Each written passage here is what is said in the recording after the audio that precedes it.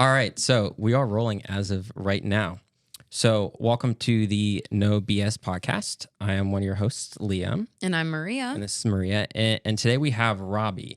He is a multi-generational business owner, runner in the camera industry.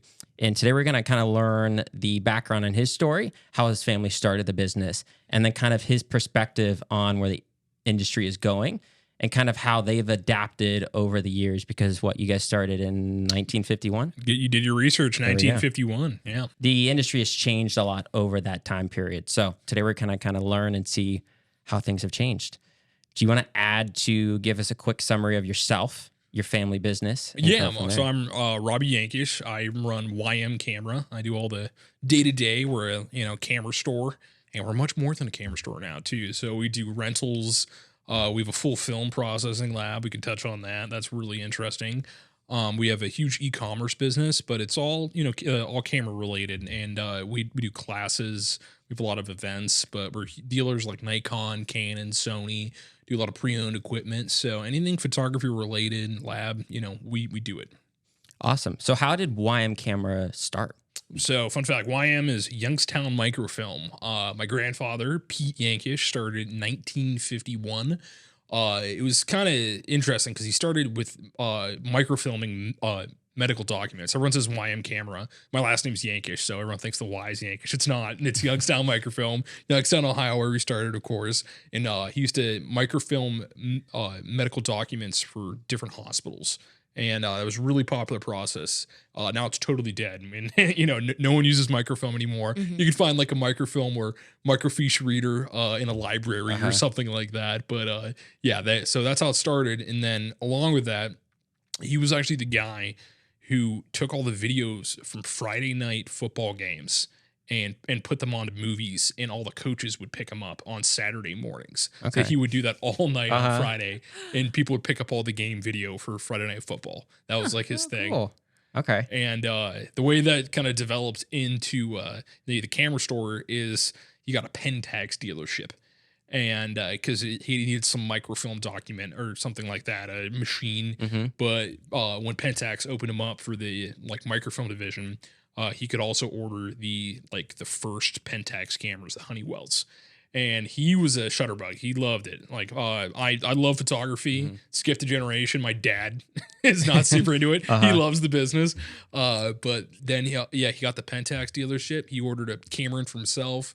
Then he got one for his friend, and then it kind of just started, and that's how Youngstown Microfilm turned into a film camera store. And he got Nikon, Canon, all the dealerships. Yeah. That's amazing.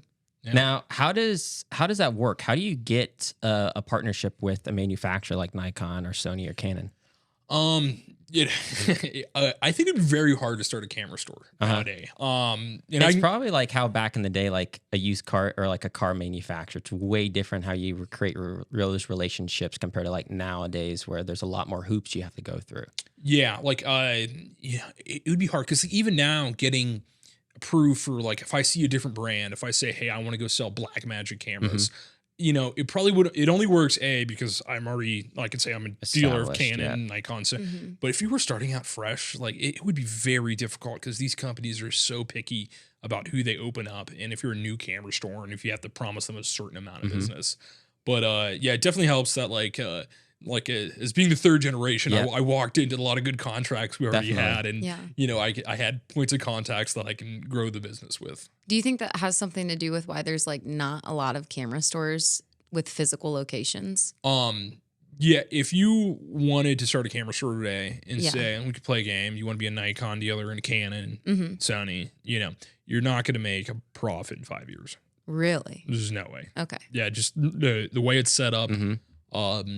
It's really different than how it was where, it used to be, you could just buy a product for X amount, you make 20 to 30%, and you're good. And then if you ever want to do a sale, you just cut into that margin a little bit right there. Now it's very different. If you look every month, you're going to see, if you go to my website or Best Buy, B&H, it's going to say his camera is $3,000 and has a $500 instant savings. And then it's going to be $2,500.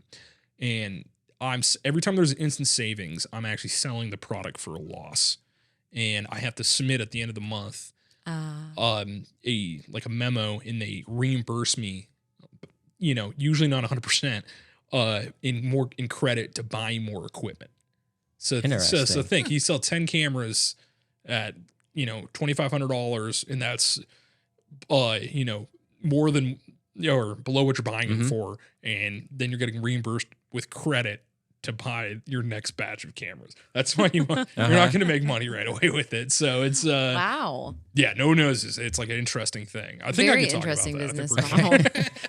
We will double check this the gets contract. redacted. You send me a message. It's not redacted. We're good. No, we're good. But it's the way instant savings works. It's pretty interesting, and it does keep it a level playing field. I think the only reason a small camera store can survive is because of instant savings and just minimum advertised prices. So if you look at me or like on any Nikon, Canon, Sony, if you do research it, like everyone's gonna be generally the same price. There's gonna be no way to save. Hey, like this is $300. Well, it's not. You're not getting it from Nikon directly. You're getting it from a third party company with no warranty or no guarantee or not OEM parts on it or anything like that. So they're very stringent of like, hey, you're an authorized dealer, and this is what you can sell at, and but if the customers get a benefit because you get a warranty and definitely, Yeah. So I feel like this is a good time for me to let everybody know that I loved Photoshop first, and when it comes to gear, I'm very behind in my education. I feel like so I'm very excited to learn today. Yeah. Where am I going with that? Well, I guess it would be a good point to add to that, buying cameras off of Amazon. Yeah, that's because when I met Liam, I didn't know that like when I'm buying something off of Amazon, I'm not getting that warranty that comes with like a Canon warranty. You know what I mean? Or anything like that, or buying from Best Buy. So let's educate on that. Like Best Buy, B&H, like in like a lot of the big ones, B&H is the 1,000-pound gorilla. They sell more cameras. They're in New York.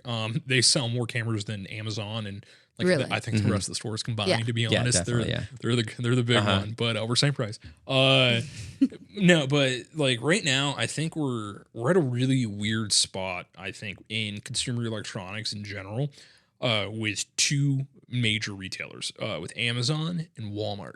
Okay. Walmart's the weird one. It is the weird one. Because they're both third-party marketplaces. So you really have to check the ships and sold by. Because there's so many third-party sellers on there, and they're not like a lot of the time selling what you're getting. Like I just had reports like the solar eclipse. Like people were putting out like, don't order your glasses from Amazon, or you have to check the seller to see if they've been a seller for X number of years. I mean, how are they going to check 99-cent glasses, let alone these cameras, or if they're authorized retailers and stuff like that. So if you ever do see like a D850 or a Z8 should be $4,000 everywhere across the board, and then you see one and it's like, oh, it's $3,600 on Amazon, but it says international warranty. What does that mean? And it means you're not getting a warranty, and it's not going to be repairable within the United States. So or those kits. A lot of the ones that you get a bag, you get all these filters with it, you get all these extra things, and it's the same price. Oh, that's like that's one that drives me nuts. Is the kits. Because if anyone like shows me a picture, like, can you match this? Can you like build this kit?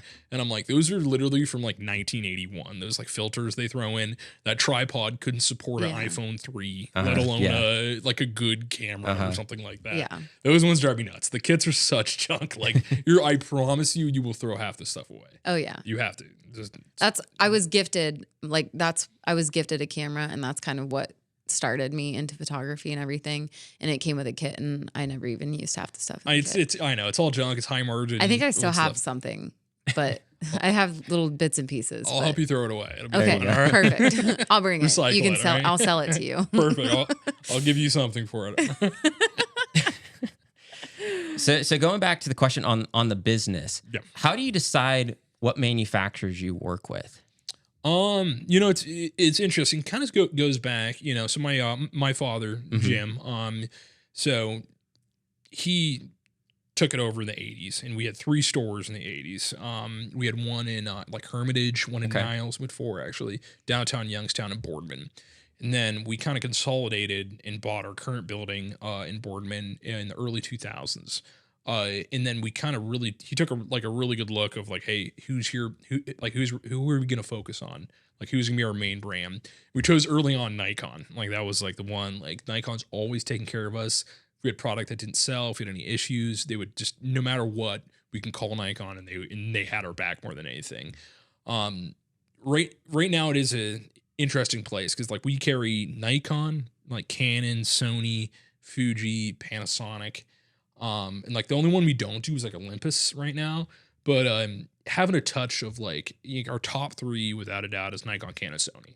I stock very deep with that, and then it's a fine line because I do all the ordering for the store. You never want like too much gear just sitting there, too much inventory, marking it down, you're losing money trying to get rid of it. So it's really art of finding out like, hey, this is hot. This is what's selling. This is what we're going to focus on. Because I've definitely made some mistakes. I'm like, I think this is going to be a huge camera or a huge hit of a lens, order too many, and you're like, man, I just ordered enough inventory on it. I just ordered enough inventory for 10 years, which I didn't really want to do that. So we try to turn that as quickly as possible. But yeah, just keeping a pulse on the industry, I think is like the number one. And every morning I check up, I go to like Petapixel and just all the news websites and just see what's hot and see what's out there. And like, there's always these really good, like lists at the end of the month of the top selling cameras in the United States. And, kind of just helps me see like, hey, this is what people want. And I can kind of follow those trends and just decide what I want to bring in. Okay. So what's hot? What's hot? Top three, Nikon, Canon, Sony. Right now, like the big push in the past couple years, and Liam will definitely tell you too, such a accomplished photographer, is mirrorless cameras. That's been so good. The industry is in such a good place right now. It really is. I'm happy. Everything's fun. It's really, really good. Good. To kind of I'm going to go back to your question a little bit, but, the industry's changed so much where, in the early 2000s, we were the point and shoot kings. If you wanted a cool pics, Canon sure shot, you went to YM Camera. We had like 200 of those stacked up for the holidays. We used to make all our money in Christmas. That was it. If you didn't have your Christmas, you're like, that's scary hours. Yeah. That's bad. We kind of had to go back to that, and now it's changed. It's like with mirrorless cameras, sub $500. There's not much anymore, which is a bad and good thing. Like we try to stock a lot of like affordable entry level cameras in our pre-owned. Canon Rebel's a good one and stuff. We have those used ones there for a couple $100, but the entry price is like $600 to $700 now. So you definitely have to have models like the entry level, but our median sale price is so much higher now, where people are buying $3,000 lenses and $5,500 Nikon Z9 bodies. So those are definitely the hottest.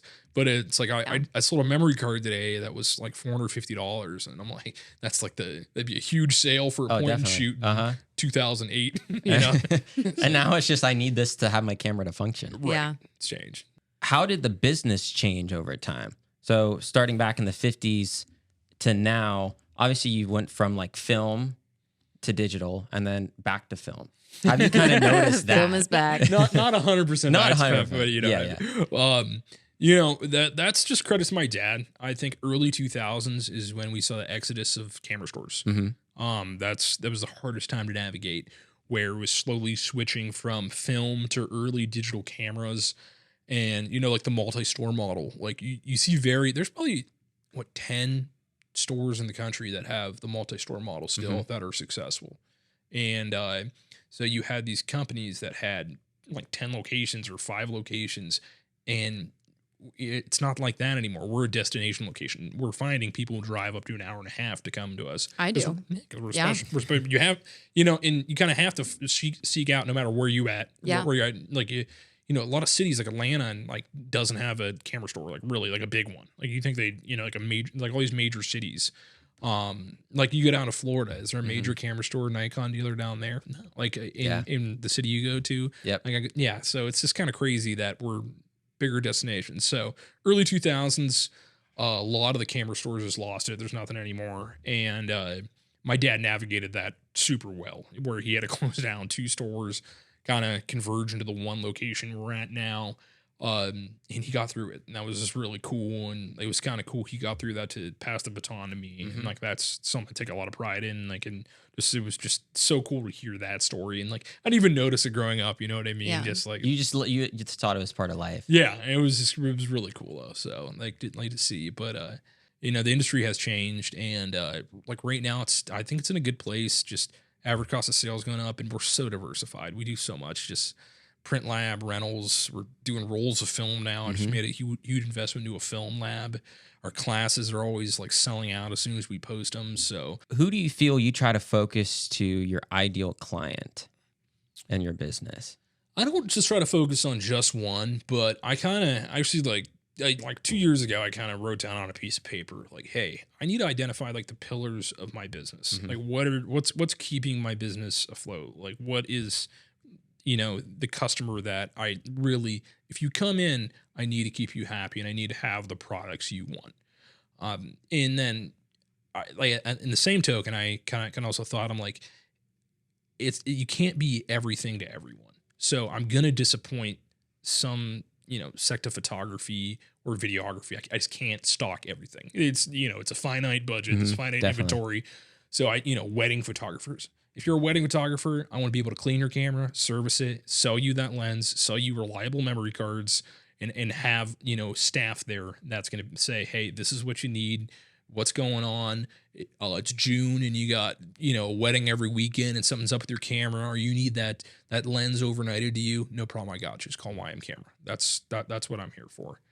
And then I really do, I always thought of the phone, you know what I mean? Like the phone is eating so much of the point and shoot business. So that's not like a huge, like if you had a baby, you know, in the early 2000s, 90s, you would go to the camera store and go buy your little point and shoot. This ate up a lot of business. And I saw that as an opportunity, you know, that, hey, this is a great, you know, way to get into photography, and we're seeing some people get into photo and video from the phones. But for some people, this is just enough. And like, that's totally cool. And then I thought, what can the phone not do? And one of like the big ones is like wildlife photography. So if you're a wildlife, like birders, crazy. They are. I'm one of them. You're one of them? Not really. I sit at my front porch. There you go. Drink my coffee, throw some bird seed out, and wait for them to come. The amount of money these birders, like these, just it's like nuts. these, like, honest, like you get almost unassuming. You're like, they walk in and yes, I'll take the $12,000 lens. I'm like, okay, cool, yeah, let's get that going. They want these big long zoom lenses, and that's just one of the pillars I kind of identified. I'm like, you know, I don't think the phone can ever take that business. Like they're gonna want long lenses, sturdy tripods, you know, rain covers and stuff like that. So I love, so you know, all my guys know, hey, these are the big telephoto lenses we stock and stuff like that. So landscape and birders, that's a big segment I really like to identify. And then just the younger kids, like that's kind of like my newest project is putting in a full film lab with like really fast turnaround times. And it's buying a film lab is crazy. Have you guys shot any film? Yeah, I took a class in high school. That's how I started a lot of photography stuff. I have not. Do you have any interest? Oh, absolutely. Do you see a lot like on social media, people shooting film? Oh, and Paige on our team shoots a ton of film. Yeah. It's great. Yeah. It's so fun. Yeah. It's a different level of art. Yeah. Because you don't always, it's different now with the mirrorless cameras. You see what your photo is going to look like before you even take it with the digital screen. How much post-processing do you even need nowadays? If you have a 85 1.2 and a Z9, you're like, it's going to look great. Like exactly. That's why I have a huge respect for people who love film. I have a huge respect for people. You know what you're doing. I have a huge respect for people who shoot weddings on film or like offer some of that. Like you're insane. I couldn't even shoot a wedding without like a dual card slot. Not even shoot weddings.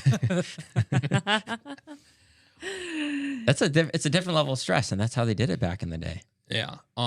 You know, and you kind of asked me earlier too about like, you know, why aren't there a lot of camera stores and stuff like that? And like how hard it would be to, you know, start a camera store. And I said, you know, you're not going to make money and it's going to be tough. Yeah. Don't try to buy a film lab in 2024. It's a horrible process. You know, if you need a new like kiosk to print photos or something, you can buy one of those new. You can call Fuji or Niritsu. you know, if you need a new lens or something, like, you can call Nikon. If you need a film lab, you have to find a guy who used to work for the film company who's now retired, but like refurbishes them on the side, Oh my. and who lives in Florida, and you need to FaceTime them. They don't make film labs anymore, and they like the chemicals are super hard to get. Really? Oh, dude, it's so bad. I mean, it doesn't surprise me, to be honest. I have a Windows XP laptop to run my scanning software correctly. I had to go out of my way to buy an old laptop because it wouldn't work with like Windows 11. And I'm like, this is it's great. I love film. Drop them off. We have a very professional, great film lab. Shout out my film lab team. But yeah, that's like, it's really tough in 2024. So there's a new business model for you, because obviously we need some updated technology to make that happen. I'm not the guy, but I'll develop your film Somebody out with there. my 2003 Noritsu T15 processor. I promise. Why do you feel that is like a surgence now? Like the old film look, and like Kodak just came out with a Super 8 camera that's digital but uses Super 8 film. Yeah, it's just, I think it's vinyl records, man. It's slowing stuff down. It's physical media you can hold in your hands. You know, I have like 43,000 photos on my iPhone. I have a baby now, 7 months. Shout out Bennett when you watch this in the future. But no, it slows you down. Yep. I saw you roll a film, you get 36 shots, and you got to wait a day to see Amber 3. And I think there's like an attraction to that. There's just something like, this is so cool. The nostalgic of it. It's something I'm not used to, or such an instant gratification. You get delayed gratification with that. You really don't know. You hold that roll of film after you shoot it in your hands. Like, what is this going to be something I'd love a photo on there? Or is the grain and light going to look right? I just think there's something romantic about film. I like film, so I'm a big fan of film. Totally agree. Is that why you saw? I was like, let's do a film lab. Yeah, and just a ton of people were coming in and buying film, and you know, I'm into it, and two of my staff members into it, and I think when you get that, like, you know, a bunch of people around you are into it too. And I just bought a new film camera myself, and I'm like, let's do it. And I think it's fun. It's services, so it's always just something good to have, where people are constantly coming in the shop too. And that's really good. You want the coffee shop mentality of, you know, if someone can buy a hot coffee for $3 every morning, that'd be great. But if, you know, in my world, if someone could come in every Friday and drop off film, and hey, that's a cool camera. You got a new strap there too. I like that. I just think it's important. So I think it's a really important part of the business. I'm excited at it. Awesome. It creates a regular customer when maybe it wouldn't be so regular. Yeah. You know, people don't come into a camera shop every day, but film brings that. Yeah, so that community to it. Yeah, so I totally agree. You know, because sometimes, like, if you buy a lens for $3,000, okay, I'll see you in 6 months, right? Yeah, you know, so exactly. That's so $12 roll film, $15 for processing. Maybe I'll see you a little more often, right? Definitely. So, how have you guys kind of adapted over time? Like, I know you guys offer classes. What have you guys like figured? Like, all right, I feel this is like a need in the camera industry, especially around here as a local business. So, because we don't have multiple locations, like my number one was if you're within 3 hours of my store, no matter Monday through Friday, you will get free overnight shipping. Or like, I put a lot of time and effort into our website, in our web sales, and it's so important that is the new front door to your store, is online. If you go to ymcamera.com, you have to have that updated, and you have to have your inventory syncing, live inventory. You know, a project we had last year was adding pre-owned cameras, which is also a huge staple of our business. You need to buy and sell pre-owned. If you are a camera store, people are looking for that. So that's really important. But yeah, fast shipping, and then just as I was saying like earlier, just you really need diversity in your business. It can't be all one thing. It can't be like, I just sell Nikon cameras. You need, you know, a lot of stuff, and we have a lot of avenues there. Yeah. I do have a local camera store to me, and I won't say the name because it is very much that feeling when you walk in there. It's pushing one. There's not any diversity or anything like that. And it's, you know, that the average person that's going to come in and buy a camera, you have like your new people who need educated on the gear, and then the people who know a little bit or a lot. And so they've really created an unwelcoming environment by always pushing one thing. And Yeah. so, yeah. We try to be very we're very non-confrontational, very chill. We try to be nice and friendly and happy, and we generally enjoy our jobs and our and we're all photographers. We have no sales guys at the store. Everyone's just into photo and video and there to help you out. So that's the vibe we try to have in the store. And if you don't have that vibe, you're probably not gonna last long. This is one of my employees. Where do you see kind of the store going in the next few years? Video is so important, and I see like with the last releases from Nikon, Canon, and Sony is that they're making such a big push into everyday video and vlogging, and I've had to educate myself on video. I now know what 422 10-bit open open gate, there you go, LUTs and stuff like that. So I've had to like it's really hard. Video's ProRes tough. audio files. Yeah, ProRes. Yeah, floating audio, 14-bit. I can keep going if we want to just it yell blows out. My mind. No, but video. Video. I think high-end video is really interesting to me. Like Sony's doing a really good job. Nikon just required a red. Be a red, and I think that's going to be really big, and we're going to have key people with high-end video. I think that's going to be really interesting. Do you get a lot of interest for like red cameras? In that higher end level, we get calls on it, but I think like that customer is so trained not to check with the camera store. I think it's going to be interesting to see how Nikon adapts it to like, hey, we have 100 dealers in the United States that can order red cameras now. How are we going to figure this out? They're probably gonna have to authorize certain ones. Like I had to fight really hard to be a Sony Cinema authorized dealer. And that was right around the time they were authorizing their cameras for Netflix use, and it was such like a good marketing campaign for them. So now we could sell their $10,000 cinema cameras and lenses, which is really cool. And I was really surprised to see a good market there when we started advertising for it. And like that's definitely like good online. And then people are driving in like 2-3 hours, and a lot of our commercial and school accounts like want some of that cinema gear and this higher end video stuff. So it's interesting. It's interesting because like they say a lot of like people who are into like cycling have like a lot of like they don't want to go into a bike store. And I feel like it'd kind of be the same way. Like I could tell when people walk in, if they've like first time in the shop, maybe super reserved and just waiting for like a sales staff member to be like condescending or something like that. And we try to cut through that as quick as possible by just being ourselves. And we're not trying to talk here. Yeah. Like do a home run sale or something like that. We're just more conversational and like, hey, you want to buy it today? It's cool. I don't care. Or you want to play with any lenses you want, you just talk. So like that's always really hard for me is like, I just want, like just finding the staff that's just really chill, no pressure sales at all. I think it has a lot to do with like a confidence thing too. Yeah. When somebody walks into a camera store, maybe they don't know everything that they feel like they should know. Cause we have a lot of people out there, and this is absolutely no offense to anybody who is starting a photography business, but a lot of people, it's a saturated business model. I mean, we have a lot of people who want to start a photography business and they think that it's a easy fix to go and make some money. And they walk into a camera store and they probably, I didn't know a ton of stuff when I first started at all. I started on a beginner camera. I knew how to run a business. And so I think that a lot of times when you have somebody walk into a camera store, it's a confidence issue and they don't want to talk to somebody or like, because they just don't know. They don't like reveal what they don't know. Exactly. And kind of feel like they feel like maybe they don't know everything they should know. Yeah, I see that. I was in those shoes at one point, but I pretended. I faked it till I made it. Fake it till you make it. So, well, you have a lot on your plate.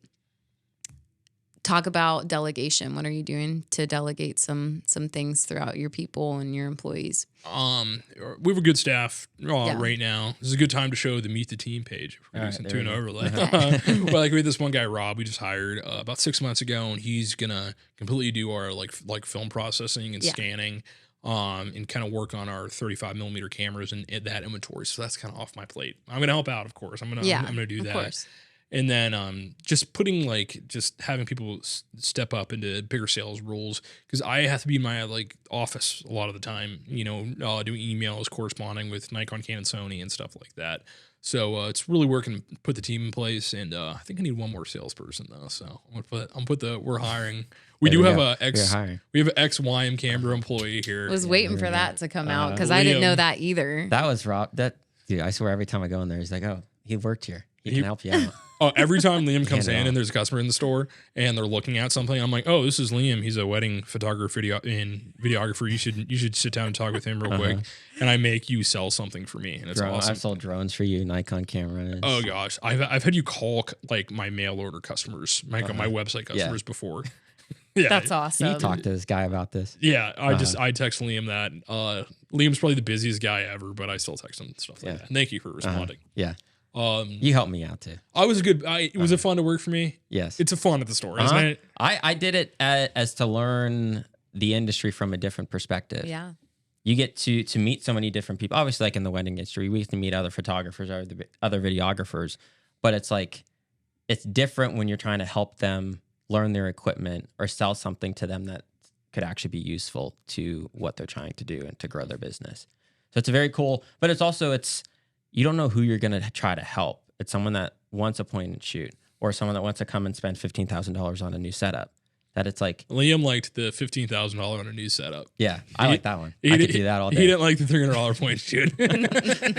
No, but it forced you to learn. It's like, all right, how do I adapt and work with someone that just wants something simple? Or how do I work with someone that wants all these things? It's finding the happy medium. Yeah. Yeah, you're right. And it's in working with them, you know. And that's like the most fun part of the job. It's a challenge. Yeah. It's like, all right. Yeah, like we're gonna figure this out together because I want to get these in your hand and I want you to see which one you like.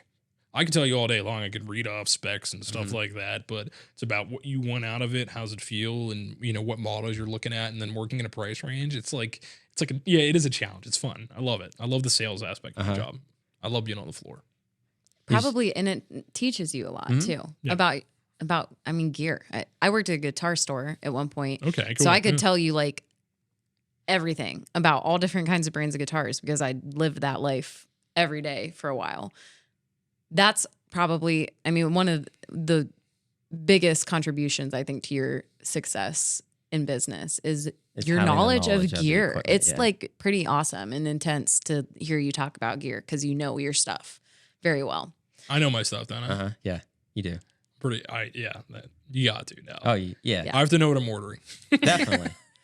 But I feel like it helps so much, and especially doing what we get to do, is knowing the equipment to be able to adapt to things and make your workflows so much easier that it's like sometimes you see, I have a pet peeve of like photographers that just buy like 100 SD cards, put them in those vitamin containers. We were talking about that today. It's like, You don't like that? no.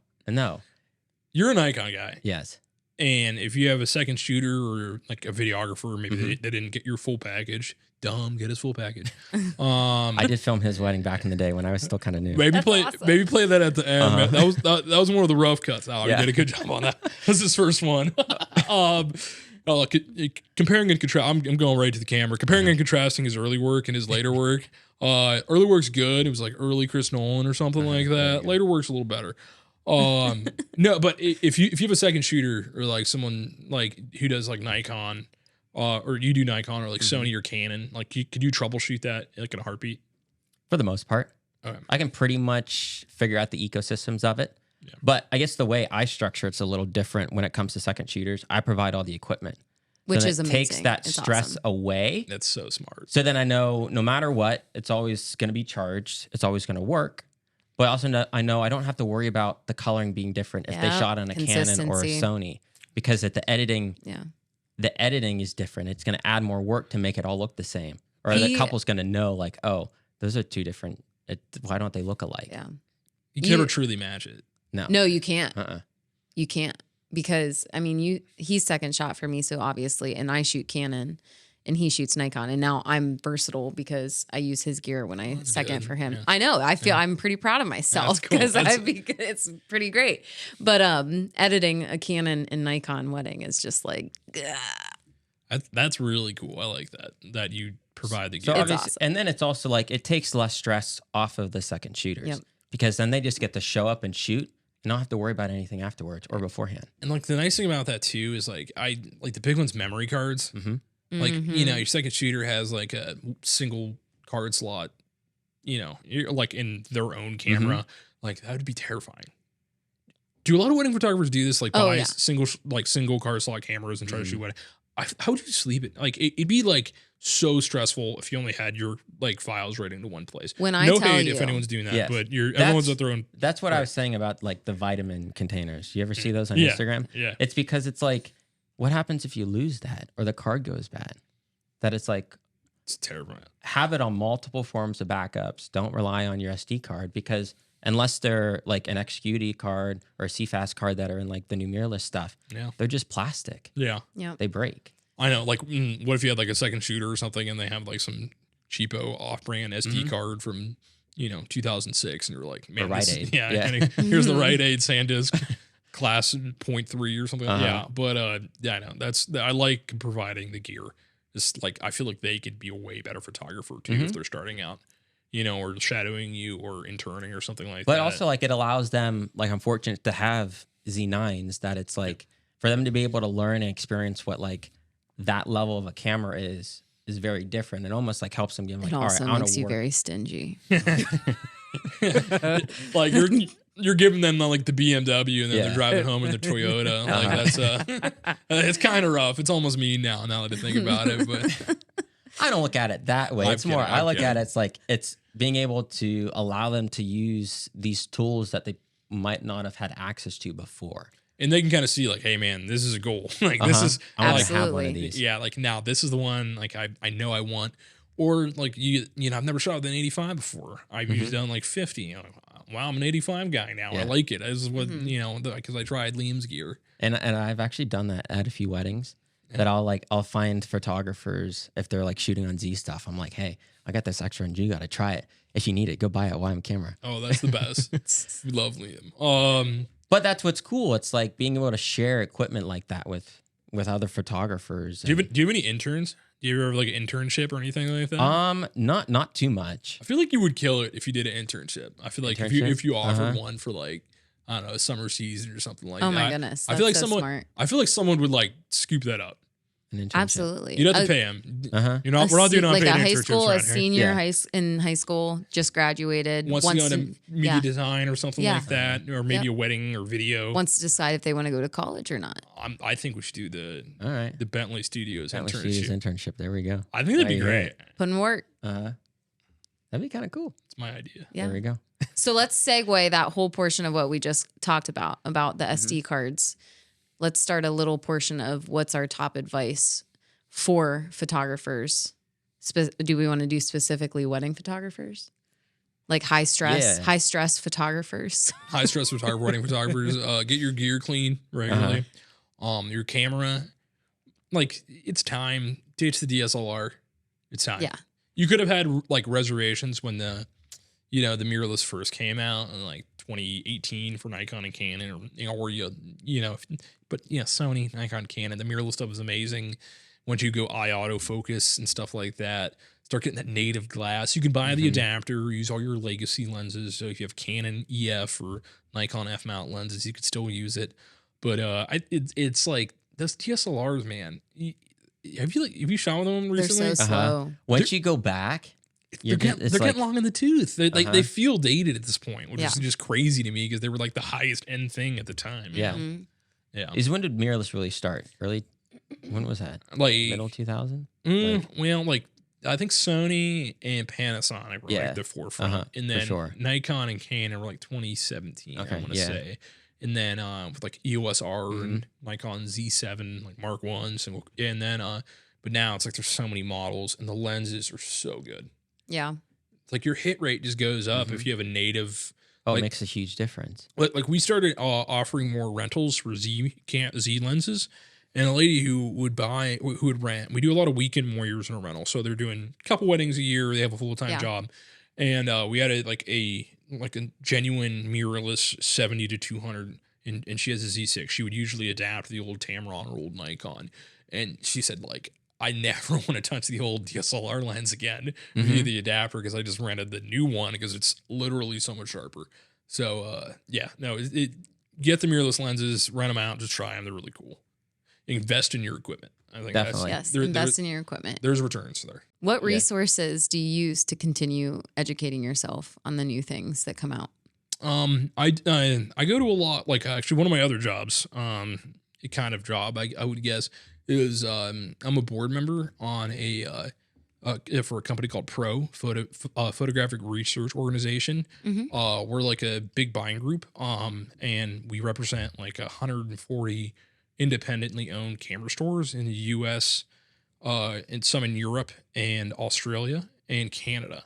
And so I go twice a year to these different conventions, and it allows me to meet up with like Nikon, Sony, lens manufacturers like Tamron, SKB, like all these different companies. So that really helps out going to like industry specific events. Like for wedding photographers and videographers, you guys have industry specific events. It's same for like actual camera store dealers like that. This company, allows us to do, and the best is I get to meet with other camera store owners. Such a specific, thing. Yeah. And like I learned so much. Like I wasn't doing pre-owned right. I wasn't like, what are you doing? You don't have a film lab? Are you kidding me? And I could talk to Jeff in New Jersey, and that's how he does it. And those meetings have been like so. Just talking to larger camera stores. I know it's amazing when you talk to someone in your industry and see what they're doing, and they're out of state. It's all that like community over competition and stuff like that, which I really like. So, all right. Well, you guys are wedding photographers, right? Mm-hmm. How do you guys feel about like outsourcing your editing? I'm for it. I can't lie, but I'm for it because I'm a mother of 4 and time Your is mother money. 4? I am. That's nuts. It's crazy. It's absolutely nuts. How old are they? I have a 9-year-old, a 5-year-old tomorrow, a 3-year-old, and a 5-month-old. Which one's the hardest to deal with right now? Oh, my Lanta. 3-year-old? 3. That was my guess. Yeah. I have a 7-month-old. I mean, but everyone says 2 and 3. It's just tough. Oh, it's so tough. And then when you put technically 4 right now until tomorrow, when you put 4 and 3 together, I mean, I'm just like tear apart. every day, but we work through it. I'm jumping around so much right now. I'm sorry. It's okay. No, my son's gonna have ADHD from me. That's definitely recessive, passed down to my genes. I'm sorry, buddy. And your son is how old?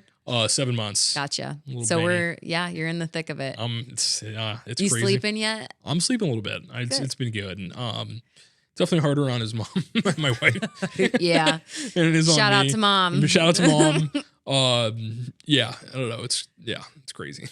It's a lot of fun though. He's sleeping better, sitting up and stuff, rolling over, and nothing ever prepare you for like being a parent and at all. Just nothing will. And then it's amazing. It's crazy just seeing it. And then you get the moments of frustration of like the lack of sleep and stuff like that. But then like he had the worst night the other night. He's teething. He was up all the night, and you're just like, come on. I have like to work in the morning and set up my film lab, and then in the morning, he's just so happy and smiling at you. You're like, okay, it's fine. Yep. I'll be right back at it. We're good. So There's something about a smiley baby in the morning. It's the cutest thing ever. It's incredible.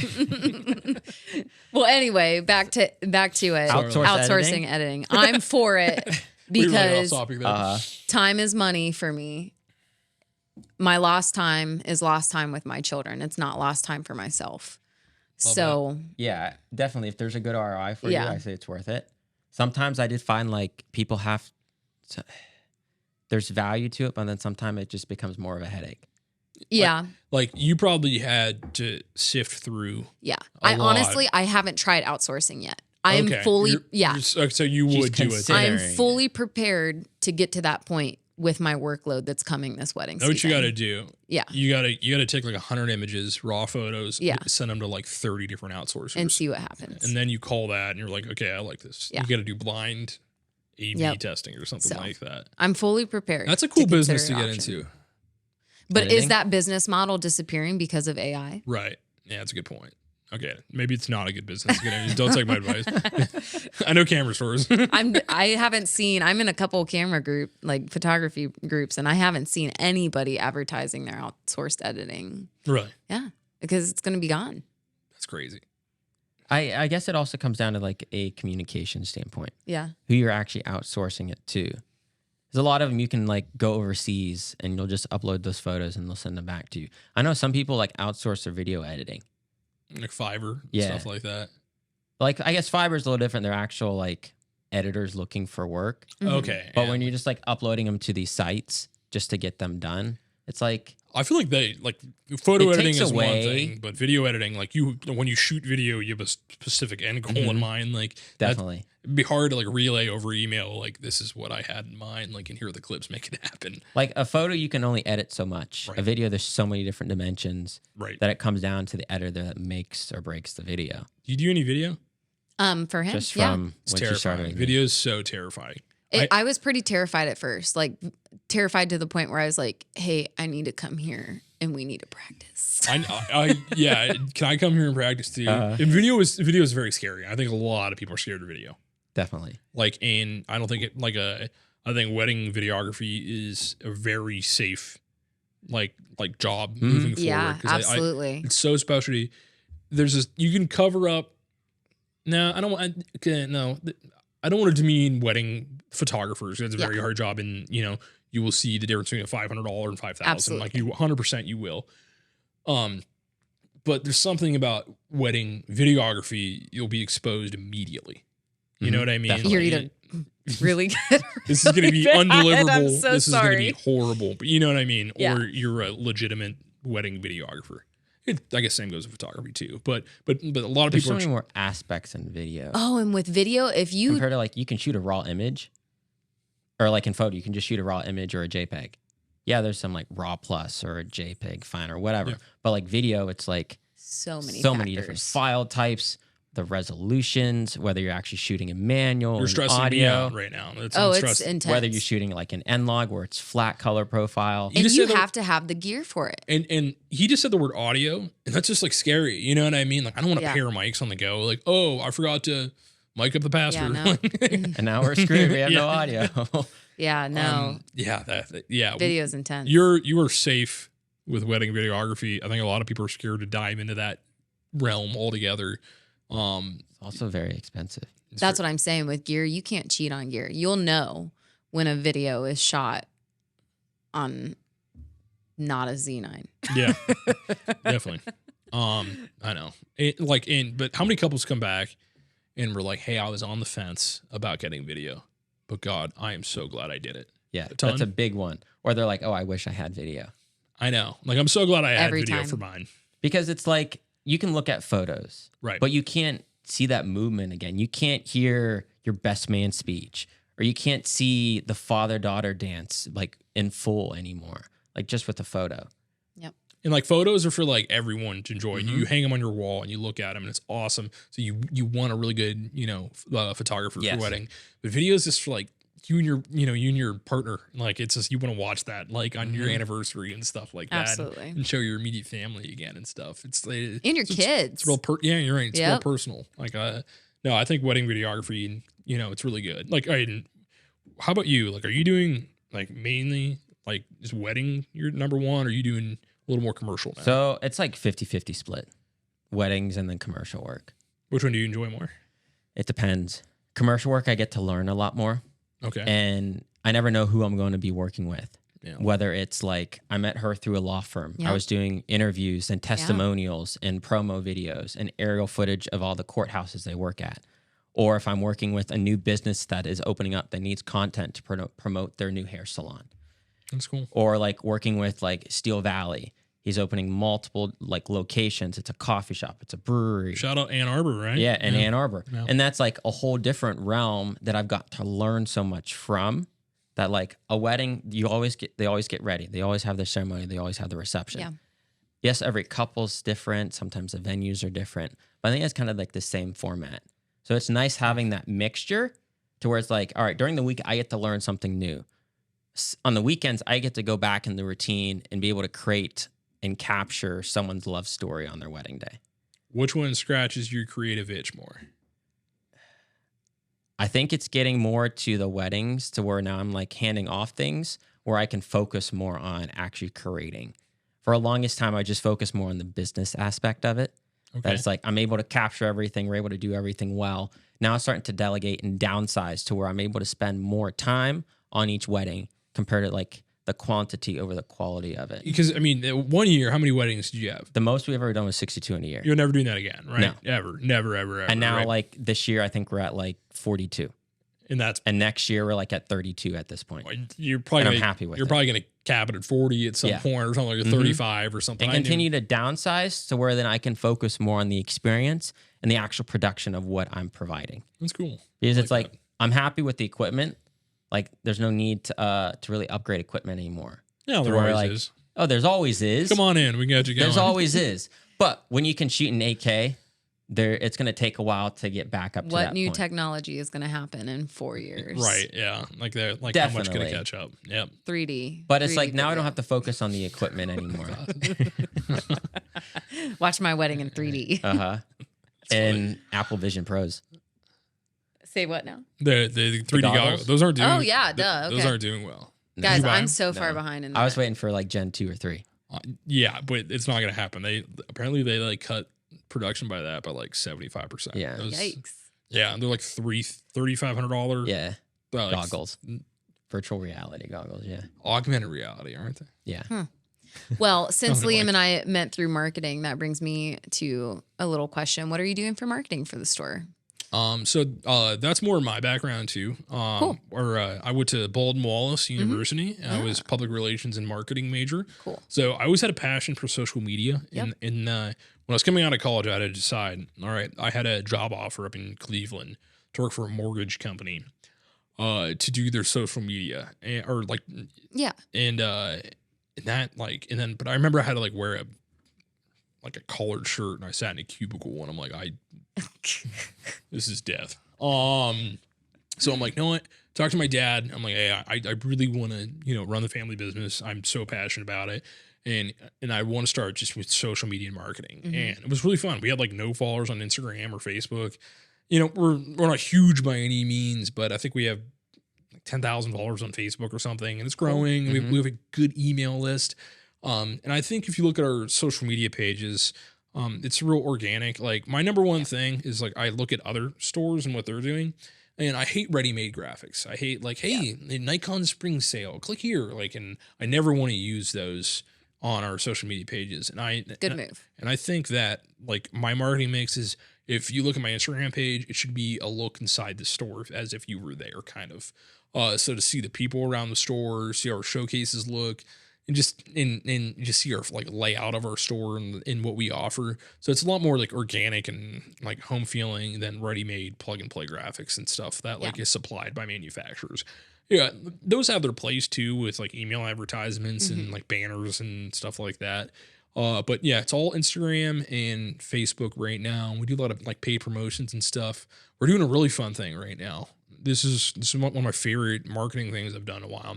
Is we're doing YM featured customer of the week. Oh, I did see that. Yeah, I did see that. It was really, I didn't post one yet this week. Do you want to be one this week? Yeah, okay, you're in. There we go. By the time I'll get this Maria on there. All right, but it's fun. So I love highlighting customers and customers' images. So it's I have a lot of fun with the social media. Yeah, that's awesome. I have a lot of fun with social media too. I like it a lot. So And that's how like the podcast came about. Really? It was like similar concept. It was like, how do we showcase the cool people we get to work with? We get to work with so many cool businesses. Not everyone knows the person behind that storefront. Yeah. Or their story, how they actually got into it, what they've learned. And it's like, well, then our name's attached to it. Yeah. We then get to share it, get attached to their customer, their followers, their clients. And also just get to learn. Yeah. Because that's what's so cool. We get to learn so much in what we do. Yeah. And it's like, how do we continue to grow and adapt? And it's like, learn from the experts in their industry. Love it. Do you want to talk about the printing side of things? Yeah. How is that really adapted over the years? Not as many people are printing anymore, but I kind of want to slam older people, but we get a lot of older people on their like who bring their iPhone in and then want to print like photos and stuff like that. And that's like, we get like, a lot of people in every day with that and stuff. So that's a huge market, but we do get a lot of like people who get a thumb drive from their wedding photographer. Can I ask you guys a question? It's a wedding photographer. Now that we're going back, how do you deliver your photos to your customers? Completely electronically, online galleries. Love it, hate it. All right. I would say I love it because I'm both. I'm 31. And if you send me a link, I can figure it out. I'm a millennial. You guys need to do, okay, this is my idea for every wedding photographer ever. I already know what you're gonna say. It's like a thumb drive, and it just say for mom. Yep. Or for grandma. Yep. And like, I think you're going to spend $3 on that or something like, or $5 you've ordered them in bulk, and you will make their day because they have such issues. Hey, I got to do the Pixie Set link and get the one-time download code. You know, you or I could do it, but I'm telling you, you get mom or grandma. That's such a good idea. It really is. Yeah. And like put a little instructions on there, or, you know, this plugs in anywhere. Or like even like you're stop by the studio, or you go to YM, or we'll airdrop them to your phone or something like that. Well, we deal so much like with like text message, or like I'll see a photo and it's like an obvious screenshot off a photographer's Pixie Set with a watermark. Like, let me help you. Well, like or that I'm like I can't. It says like do not print like on the watermark. But the thing is I know they bought the print package. Yeah. You know, but they just don't know how to download it or access it or print. It's such a frustration in my life. Okay. Well, we'll do that.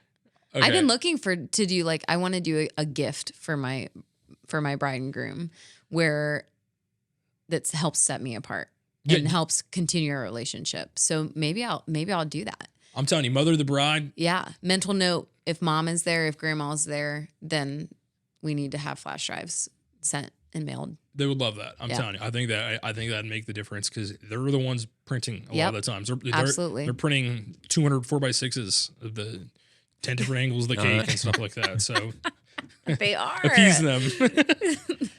The only thing about that, then you have to start charging different sales tax because then you're selling a consumable item. It's a gift. No, it's a gift. True. It could just be a gift. It's a gift. No. I'm not selling it. It's a gift. Okay. I'm not an accountant. I can offer legal advice on that one. But it's a gift. It's a gift. Right. Say it as a gift. It's not listed on my website. That's good. With a price. It's a gift. Sales tax is a tricky one. Oof. Yeah. Because when you're legitimate, when you file for a business, and what do you get, LLCs and stuff like that? Yeah, LLCs, and then you get up to like an S corp level. Yeah, that's interesting. Like we deal with tax a lot, like because we don't have to collect sales tax in certain states we ship to. Yeah. So like the software that requires for us to collect and remit sales tax to like local counties if we ship a camera to Denver, Colorado, or something like that. That's a lot because logistics of working around the U.S. Because like 50% of our business any given month, and it changes like every year. Yeah. I was in sales for a while. It changes every year. And it's hard to keep up with. Yeah, we're like 40 to 50% of any month is for e-commerce. Yeah. So out of state orders for camera gear and stuff like that. So it's a lot of repeat customers and stuff like that. But yeah, that was interesting. We have to use like a software called TaxJar to pay sales tax in different states. Mm-hmm. It was really hard to set up. Going off of equipment, how readily available is a lot of equipment? Like, have you faced issues of like trying to get certain things? So the industry has changed so much where it used to be if you want a camera, you just come in and ask the sales associate what you want. But our customers are more educated now, which is great because we love educated customers. It's fun if someone walks in, hey, what have you been looking at? Oh, an R6 II, and we can just talk about that. It's good. But now we have to deal with pre-orders. Pre-orders are like I never had to deal with that in the past. If I want to pre-order this camera and I want to get in line, there's this new camera out. It's called the Fujifilm X106, X100 VI. If you look online, it's probably up to a year wait for that right now. And we have like 50 or more orders for them. And we've had to adjust our software and our practices to work on like new cameras and new lenses, pre-orders, doing like a first come first serve, or if you're like an established YM customer. And we had to like ask ourselves some questions too, like if if we're gonna have a product like this that's a pre-order where there's a launch date, and we're not gonna be able to fulfill all the orders. Do we want to take money beforehand or not? And it's an interesting way some of the dealers do it, like where, hey, I want this new lens. It's $3,000. It's going to be hard to get. There's going to be a wait on it. Like right now, there's a Nikon lens. It's a 6 months wait, and we're filming them one at a time. You get like 1 or 2 in a month. Nikon USA gets 200 units in, and they have to allocate them to all the different dealers. So it's really different. Like now, like and it goes back to ordering too. It's like I have to do all the ordering and like figure out our ordering mix. And because you never want to have 10 of something in stock or 20, that's not going to move. But you have to get like a ton of these orders in super early and, work with the manufacturers to say, hey, I have this many orders, or how many, based on our past sell through of a similar model, how many do you think I should order? So it's an art. And I learned a lot from my father on that, on how to correctly order, but I'm learning more every year just with like, if Canon, Nikon, Fuji, Sony announces a new camera, there's going to be a wait 90% of the time and figuring out. And so just really changed the business. Mm-hmm. And I'm sure it was affected a lot during COVID. Yeah, COVID was supplies and everything like that. Yeah, COVID was crazy. That changed everything. Even now, just like they don't carry a lot in stock. Like you really have to order for the month now. Like Okay. You used to be able to do a thing called just-in-time ordering, where you can carry one, and then if you sell that one, just order another one, or carry two. If you sell the one, order one more for stock. So it's really it's really interesting to I have to like kind of find the key items I'm stocking, make sure I have enough stock, make sure I'm not too heavy, and tying up cash flow into the inventory. So it's there's so many brands, there's so many, so I'm constantly figuring out what's the best mix for me. It's typically like, how many camera bodies would you like stock at once? And it all goes, like based off of like, let's go to my power brands, Nikon, Canon, Sony, and stuff like that. And, like the price, where if they have the Z9, we were ordering those 20 at a time when they first came out. Now I just carry one, and they do have readily available inventory, which will let me know. So if I sell one, I can replenish it, or I'll carry two. If I sell one, I'll order another one. But if Nikon announces Z6 III coming up, I'll do an email blast. I'll see how many day one orders I get. And if I get 10, and so I got to say, all right, I have 10 sold. I know these 10 people are going to take it. So I usually order 3X or 4X of that. Okay. If it's one of my top 3 brands, and then we'll see how many I get. And the worst is if I order 4X and all 40 come in, and then you're like, and then they're like in stock everywhere. We're like, oh gosh, okay, where do I put all these? I gotta wait for these to go on sale now to move more. So yeah, it's definitely an interesting mix, and the vendors will let you know, hey, these will be constrained. So we won't be able to fulfill all your back orders and stuff, but make sure you have an ample amount on back orders so we know you want them. That makes sense. Yeah, you kind of learn and adapt as you go. Definitely. And like our inventory is very healthy. Like we have a very healthy inventory, and I like that. And it's kind of right where I want it. I don't have a lot of old stuff. If there's old stuff, we have ways of discounting it and getting rid of it and stuff like that, online or sales or something like that, or in-store promotions. At least like with cameras, for the most part, they don't change. They change often, but not that often. Yeah, and like, you're a different buyer than someone who's getting into it, and then you don't want a Z6 Mark II right now that came out in 2019 or whatever. But someone who's just starting out in wedding photography, or as a family, or looking to get into birding, if it's $500 off and it's $1,500, that's the price point for them. So it makes sense. So, and I have to carry those models, even though it's a little bit older. People want them because of the the rebates and discounts. Definitely. So the mirrorless can last. Yeah, the mirrorless, like anything mirrorless, like I do not have a single new DSLR in my store anymore. It's crazy. It's crazy. Wild. No more D850s. I don't have any Canon Rebels or anything in stock right now. It's all all mirrorless. It's kind of going back. Like the cheapest camera I have right now for Nikon is like $900. That's interchangeable lenses and mirrorless. And then the cheapest Canon I have is like $600, and Sony's around $1,900. So it's like these entry level's a lot harder to get into.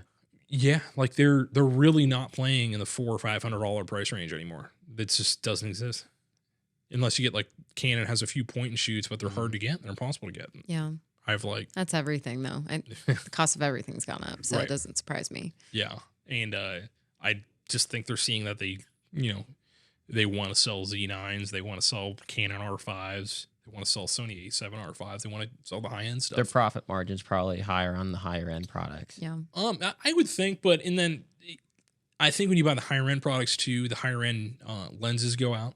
If the customer's willing to pay $5,500 for a body, they want to not get a $50 lens or a $200 lens. They want to get the higher end lens. And it's better for us too, because then we don't have to carry the bottom of the barrel tripods. You know, we don't have to compete with Amazon with a $30 tripod that's absolute junk. We can, you know, have a nice ProMaster Manfrotto tripod, and that's, you know, that's substantial. It is a little more expensive, but we have the customer base for it. And at the end of the day, you feel better for selling those because you're selling good products, warranties, and stuff. You know, like that. Their camera's not going to fall over. Yeah, like if you would have told me when I first joined, you know, the company that, and like we were just talking when we were off camera about these microphones here, you know, like how much? $3,000? Under $3,000 for 4 mics, headphones, this whole mixer. You say under $3,000, but I say it's crazy that I sold you $3,000 worth of, you know, higher end podcasting equipment. So it's definitely changed, but it's more enjoyable on our end to sell equipment like this. Absolutely. I'm sure you also get a lot of enjoyment seeing what people are able to do with what you are selling them. Oh, that's the best. I love follow up. If one of my, like, I love when customers send me images, you know, they're birding, or I shot my first wedding and my hit rate when the bride was walking down the aisle was like 100%. And I love that. It makes me feel good. And like, makes me feel good. And that's why like our return rate at YM Camera is so insanely low. Like we get like 1 or 2 returns a month just because we qualify and we talk and we, you know, show so much gear that that means you have good salespeople. Yeah, I think absolutely. I agree. Because it's not the guy trying to make the most money on a sale or the home run sale. We're just trying to make the, you know, like get the right gear into the right hands. Yep. No, that's definitely really cool. Very meaningful. Yeah. Keeps you going. It does keep you going. I love my job. Would that be considered like your why? Why you still are involved with this? I guess my why. I love the industry. And I think it's a weird mix where I have a passion for business. I really do. And but I have a passion for what the business is doing also, which is just such a big bonus. Where you know, I love working with Nikon, selling Nikon cameras, but I own a Nikon camera too, and I really love it. And I love being able to show customers too, like, hey, this is an image I took with the exact setup you're looking at, because I have one sitting in my bag in my car right now. And that says a lot. Yeah. And that you back what you're selling. Yeah, 100%. I love my job. I love what I do. I really do. It's a lot of fun. Yeah, I love having like the control over my inventory and, you know, the direction I could take the company and stuff like that. You know, it's a double-edged sword, because like if I'm not doing something, it's you know, like I always ask myself, what am I not doing? Because it's no one's gonna just step up and do that for you. You have to figure out and identify, you know, where you want to move the business and you know, which direction you want to go. But I loved a lot of the choices I made so far, and how our teams responded, and just it's been a real positive experience over the past couple of years, and I just feel like we really just hit our stride. That's awesome. The 2023 was our best year in company history. Oh, wow. Really? Wow, that's awesome. So how have you started to be okay with delegating different aspects? I'm working on it. Are we working on it? There's a good book for that. Do you like to read? I love to read. I'm a big fantasy reader, but I got to read some nonfiction books at some point in my life. It's called Clockwork, and it's all about delegating and how you can maximize your business and your time. I really got to read that. Yeah. Okay. I'm glad I came tonight. All right. I'm going to read Clockwork. Someone told me to read Atomic Habits or something like that. Yeah, I've heard of that one, but I haven't read it. Yeah. All right. I got to check that out. So, all right. I need to read more nonfiction books. What have you been trying to do to start to get to that point? I think you need to give people more responsibility, because if you're not, you're doing them a disservice. Absolutely. They can't grow if you don't say, I love the idea of ownership. Like, hey, if you're the print lab guy, you own this and you can make decisions. And, I empower all my employees where I want them less like, you've been here long enough. You can do the trade in, you can make the deal. I want to give you that power, because if you don't, I like, that's when I think you kind of start getting in trouble, and you have your hands in too much and you're not letting them grow and rise and learn and, carve out what they want from their position too. So I think giving them more power to do what they want and have ownership over certain parts of the company, not actual ownership, but I own the print lab. This is what I do. Cool. It sounds like you have a lot of success with keeping good employees, good people who are passionate about what they're doing and about where they're working. Yeah, Yeah. You have some advice with that? Because we obviously are living in a world where that's a struggle for a lot of business owners, is keeping people. Yeah, we have a really good staff right now. We've been like just blessed and lucky with finding really good staff members. Probably, as I said earlier, we need to add one more. So if you're watching this video and There we go. I seem like I'm cool to work for, come stop by. But I think it's the way we empower them. Once it's really hard to hire at specifically, and because the amount of training we have. Because it's a lot. You got to learn everything. It's an information download for sure. Well, you can ask Liam. I mean, how many aspects you have to learn, how many softwares we use at the store, and how many order intakes. Yeah, like, different camera manufacturers, like they all have different models. Yeah, it's and they really all have difficult. like weird number systems. And like even past just the sales, and then literally the inventory, which is the most massive thing ever. And if a customer asks about legacy items that are been discontinued 5 years ago, but want to use it with a new camera, and then you have 5 minutes later, a grandma walk in and says, I want 5x7s of this with no border. And like, what's the turnaround time? When can I get this done? And like, you have to ask the right questions too. And then right after that, someone comes and says, hey, I'm a first time customer and I want to do a rental. And that's like a 20-minute process right there. Yeah. So so training's like it's a lot. And that's something we're getting better at too, is shadowing and training and stuff like that for new employees. But I think once we reach that point, you feel good, and like we kind of figure out and carve out, hey, you're really good at sales, you're gonna be the lead Nikon and Sony guy, or like we have Eric and he's our video guy, and he shoots all Sony and stuff like that, and he does YSU sports. So it's great. Like we're really good if someone walks in and says, hey, I'm looking to do video and sports, where we can kind of match up the right person to the customer too. We got really good at kind of bumping off, like, hey, let's set them up with this Eric. This is your area expertise. You manage this Yep. person. This is more your area expertise. Definitely. You manage the wedding photographer. You manage the video person. And I think everybody can do that to an extent, but it's really nice when we have the certain staff there, perfect Knows for the customer. Equipment specific to that. Yep. Definitely. Very good. What's a mistake that you see a lot of photographers making with their gear? I think for starting out, a lot of photographers like, hey, I talked to my friend Mike and he said, buy Canon. Well, no, you need to do some research and get everything in your hand and just make sure like that's the model you want to go with. And but definitely just investing in the right proper gear that's going to set you up for the future. Not to get too specific, but like I see a lot of people who buy a mirrorless camera, like, which is great. That's a good direction you want to go. And then buy like older lenses, like Nikon F lenses, and use the adapter. And I'm like, you're buying in the wrong direction, buying the right direction to set you up for the future, where you're not going to take a hit when you sell these lenses that nobody wants anymore. Just buy good quality gear. And I think that's really good. And renting equipment, even if you're a weekend warrior starting out or second shooting and stuff like that. There's no shame in renting. I wish I would have rented better gear sooner, instead of feeling like I have to definitely immediately buy the best. You know what I mean? And that's a good way to actually see the difference. If you like it too. See if you like it, see the difference of how much it makes a difference when you're not using an adapter, adapting old lenses to the native lenses that they're making for these new cameras. Yeah. It's different when a product is made for a product specifically. You're not adapting something to work with a product. Yeah. And then I would say definitely, just as general advice, is just have a business plan. If you're going to do this, do it, do it right. And cover all your bases of what you're going to do. If you're going to turn your, photography, even if it's a weekend thing, or if it's going to be a full-time career and you want to do 40 weddings, I think you just, you have to take the right steps and figure out how to start a business and, what you want to get out of it at the end of the day. And that's something you learn as you go. Yeah. You Definitely. figure out things that work, things don't work. But it's from the beginning, making sure you have a good backup structure. Yeah. On definitely. how you're storing all your content afterwards.